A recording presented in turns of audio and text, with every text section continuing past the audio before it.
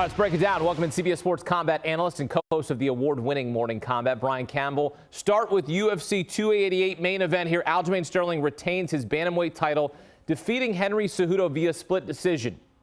You scored the fight in favor of Sterling. What did you see? Look, I saw a highly competitive fight fought at an incredibly high pace. It was more high-speed chess than a brawl. But what Aljamain Sterling did was utilize his size and his length in this division and his movement to never allow Henry Cejudo to build any sustained momentum. At the end of the day, you had 5 rounds that really could have been scored either way with arguments to be made each round. In a lot of ways, it was a flip of the coin. But I think for Aljamain Sterling's reign as Bantamweight champion, it's been so rocky. He hasn't gotten the respect he deserved, largely at times for things outside of his control. This was another solid performance against a very talented and dangerous and historically relevant opponent in Henry Cejudo. And at every turn, Aljamain Sterling was just a little bit better than Cejudo. Ultimately, even though he was taken down at times, so Sterling's ability to bounce back up, not get caught up in any damage, that opened the door for him to do just enough with the body kicks, the calf strikes, and more offense overall than Cejudo to just barely edge it out. You can say what you want about Sterling, and that crowd, not too far removed from his own home, were booing him at times, but Sterling's the best fighter atop the best division. And even if you thought it was scored either way tonight, he proved that with his performance. Yeah, fans cheering for Cejudo the whole night. They didn't like the decision either, and some questioned Sterling's title defenses against Petr Yan, TJ Dillashaw, and now Cejudo. What did you see from Henry Cejudo here coming out of retirement 3 years later? He said that he wanted to come back and fight because he was inspired by the title fights, that it took some time to rekindle the love for the competition, and he almost won this fight. We were asking him to do something Herculean, right? Something that only the great ones do, the GSPs, the John Jones, come back after multiple years away, get right back into a title fight and act like nothing happened. And as you mentioned, Cejudo that close to doing it. We could rewatch this fight. You may score it for Cejudo at the end of the day. It was that close of a fight. But this does leave him at a bit of a crossroads in terms of his future.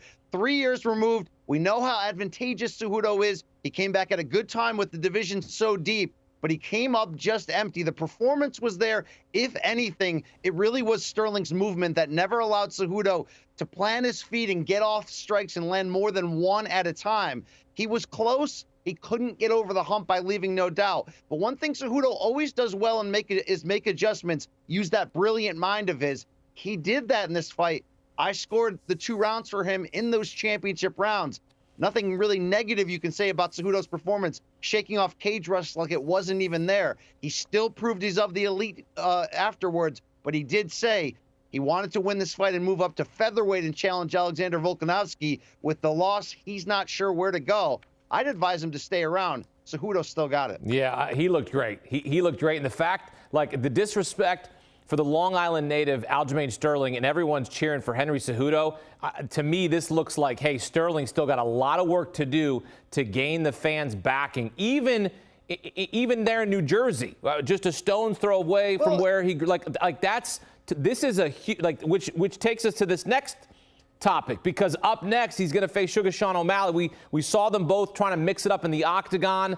Like, this is not only a huge fight for the sport, for the bantamweight division, but also for Sterling, because my gosh, Sean OMalley is a fan favorite, no question about it. How do these two stack up? This is a very interesting fight. We know what Sterling can do on the ground and the length and the size in this division, but OMalley's also a huge bantamweight, and he's got next level timing on his striking. Sometimes gets those comparisons to Conor McGregor in that regard. This is an excellent fight on paper, and Sterling stepped right up into OMalley's face, and OMalley almost got into a fight with Sterling's teammate Merab Dvalishvili afterwards. But for Sterling, we teased it off the top.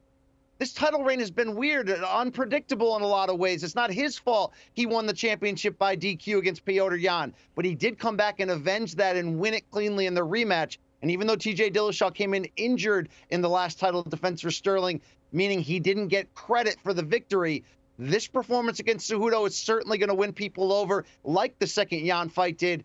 And if you can go out there against arguably the division's biggest star in OMalley in terms of name value, this has continued to cement what Aljamain Sterling's doing right now at age 33. Give him credit, don't give him credit, it's up to you.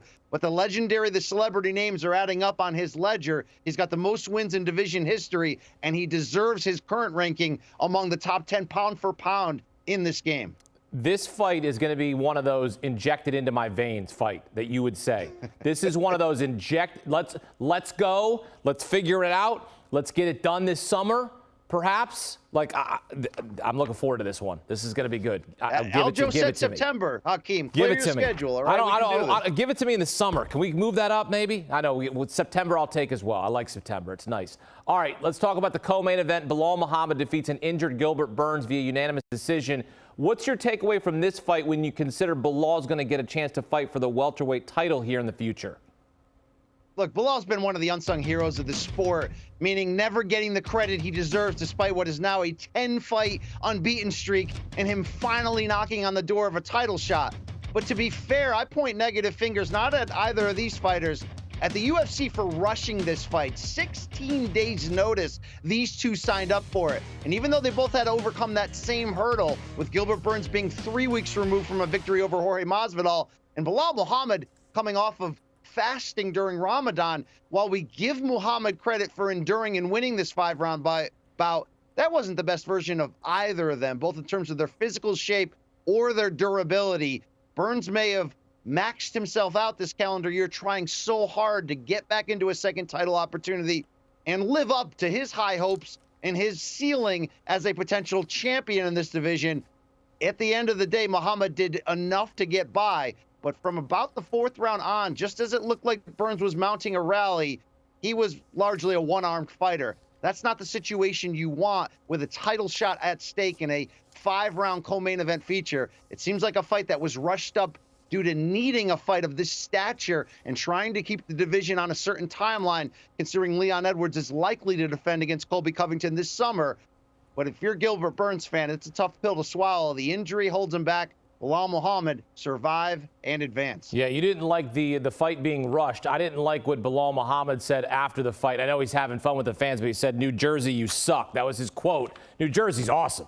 I mean, you know that. New Jersey's one of the best states we have. You know, I'm a tri-state guy from Connecticut right here, but Connecticut's not the armpit of this country, all right? Well, in terms of the map. You know I love New Jersey, physicality. So I got plenty of love for New Jersey and put on a show on this night for UFC 288. BC, appreciate you breaking it down for us here on CBS Sports HQ. And for all things combat, check out the award-winning Morning Combat with Luke Thomas and Brian Campbell. You can watch the series on YouTube. You can also listen to the podcast on Apple and Spotify. Morning Combat. Download and follow today.